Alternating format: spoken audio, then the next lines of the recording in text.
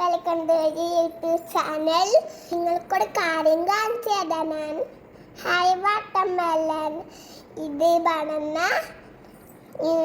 തണ്ണിമത്തനും പറയാ, വാട്ടർമെലനും പറയാ.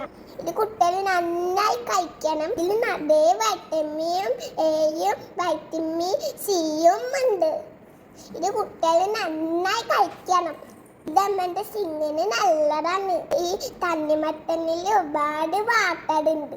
ബ്രേക്ക്ഫാസ്റ്റ് കഴിഞ്ഞിട്ടോ ഇത് ലഞ്ച് കഴിഞ്ഞിട്ടോ കഴിക്കണം. ഇത് ഗൈസ്, ഇത് നന്നായി കഴിക്കൂ. സൂപ്പർ.